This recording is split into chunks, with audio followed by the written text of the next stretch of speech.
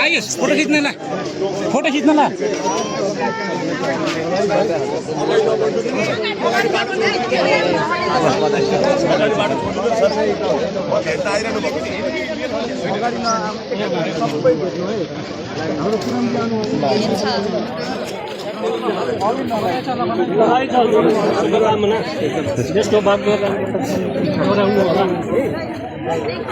अनि मिलेका पछाडि हट्दै जाऊँ उहाँहरूलाई भेट नगराइदिउँ कि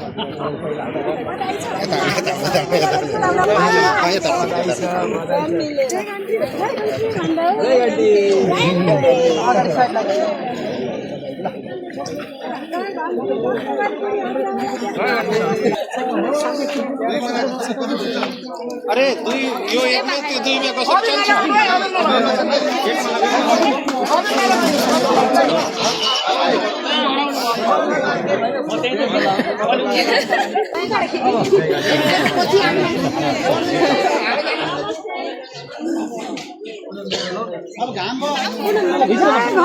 ल भित्र बसौँ हामी माथि आऊ कि नआऊ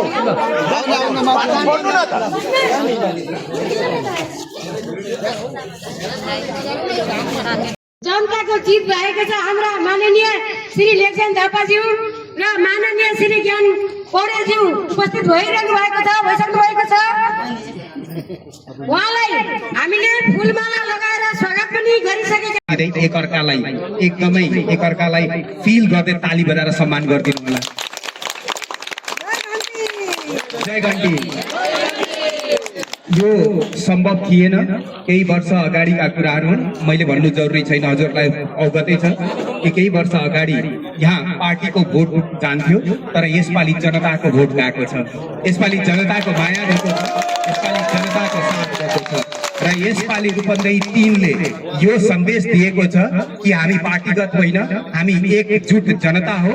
जहाँ सत्य छ हामी त्यसलाई पछाउन कुनै पनि रङमा लेपिए पनि हामी जहिले पनि परिवर्तनको लागि आतुर र तयार छौँ भन्ने जुन दिनुभएको सन्देश, त्यसको लागि धेरै धेरै धन्यवाद दिन्छौँ।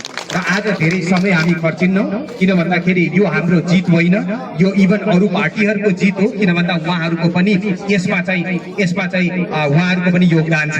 र त्यसैले गर्दाखेरि आज हामी एउटा परिवार जुन बनेको छौँ, यो परिवार अब आउने दिनहरूमा पनि यो परिवार एकजुट भएर यो रूपन्देही क्षेत्र नम्बर 3 मात्र होइन, यस्तै इतिहास हामीले नेपालको लागि कोर्नेछौँ र आउने यी बालबालिकाहरूको लागि एउटा सुनौलो सुदृढ नेपाल हामीले चाहिँ बनाउनेछौँ भन्ने विश्वास गर्दै आज नारी दिवसको उपलक्ष्यमा सम्पूर्ण दिदीबहिनीहरू, सम्पूर्ण आमाहरू, आन्टीहरू, माइजूहरू, जे चाचीहरू, जे पनि भन्न सकिन्छ, एउटा नारीको रूपमा बस्नुभएका सबैलाई सम्मान सहित ताली बजाएर ठुलो सम्मान गरिदिनु हुन पुरुष वर्गहरूलाई चाहिँ म अनुरोध गरेँ।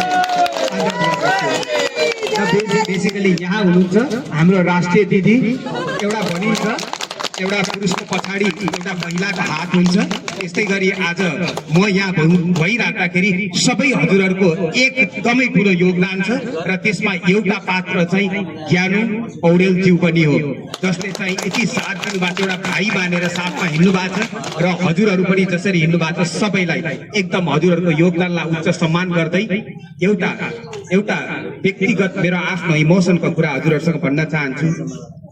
यो जित हजुरहरूको जित हो, हजुरहरूले नेपाल जोड्नु भएको छ र यस्तै उदाहरण आउने दिनहरूमा पनि हजुरले दिनुहुनेछ भन्ने विश्वास राख्दै यहाँको एकदम भविष्य उज्जवल रहोस्, हामी मिलेर सँगै काम गरौँ भन्दै फेरि पनि भेट्ने बाचा गर्दै यहाँहरूबाट आज बिदा हुन्छौँ।